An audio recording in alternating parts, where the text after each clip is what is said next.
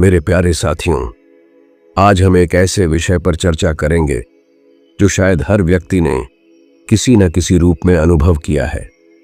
जब सभी आपका साथ छोड़ जाएं, यह वह समय होता है जब आप खुद को अकेला, टूटा हुआ, असहाय और भ्रमित महसूस करते हैं। जब जिन पर विश्वास था, जिनसे सहारा था, वे एक एक कर दूर हो जाते हैं। लेकिन यही समय अगर आप समझदारी और धैर्य से देखेंगे तो यह आपके आत्मबल और आध्यात्मिक जागृति का सबसे बड़ा अवसर भी बन सकता है। आज हम इसी विषय पर विस्तार से बात करेंगे। जब साथ छूट जाए तब कैसे उठें, कैसे आगे बढ़ें और कैसे भीतर की शक्ति से जुड़ें। जीवन की सच्चाई, साथ हमेशा नहीं होता। सच्चाई यही है कि दुनिया स्थायी नहीं है।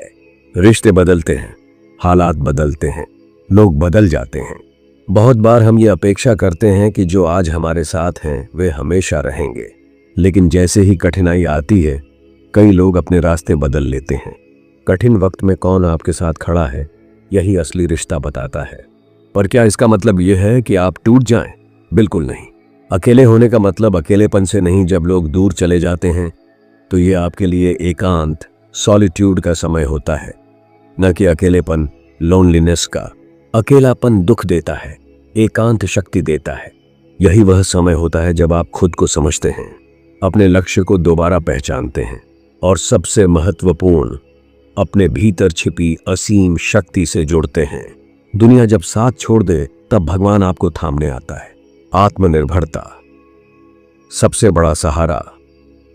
आप स्वयं जब सभी साथ छोड़ देते हैं तो एक बात तय हो जाती है, अब आप पर ही आपका भविष्य निर्भर है।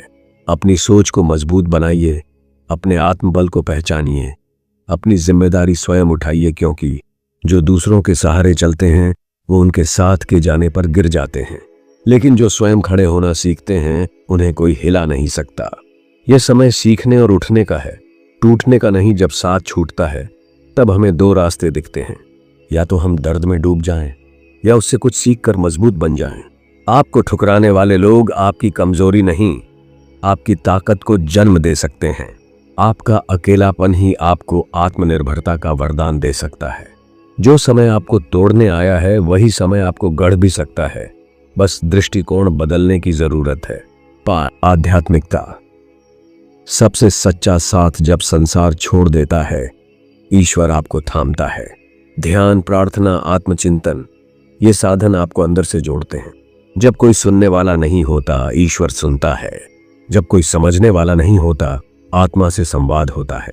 ध्यान करो, क्योंकि तुम अकेले नहीं हो। तुम खुद के सबसे अच्छे मित्र हो सकते हो। 6 ऐतिहासिक उदाहरण जिन्होंने अकेलेपन से इतिहास बनाया।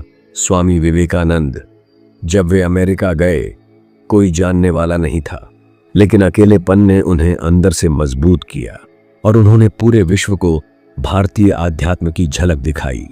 डॉ. APJ अब्दुल कलाम अभावों और अकेलेपन में पले बढ़े, पर उस अकेलेपन ने उन्हें विज्ञान और आत्मबल का पुजारी बना दिया। मीराबाई, राजघराने से होकर भी अकेलेपन का रास्ता चुना, कृष्ण को अपना सच्चा साथी मानकर। आज भी उनके भजन आत्मा को शांति देते हैं। जो अकेले चलना सीख जाते हैं वही आगे चलकर दुनिया का मार्गदर्शन करते हैं। 7 जब साथ छूटे तो क्या करें? रोइए, लेकिन डूबिए नहीं। अंदर का दर्द बाहर निकालिए, लेकिन खुद को बर्बाद मत कीजिए। डायरी में मन के भाव, अपने विचार, भावनाएं, गुस्सा, डर, सब कुछ लिख डालिए। यह एक प्रकार की आंतरिक चिकित्सा है।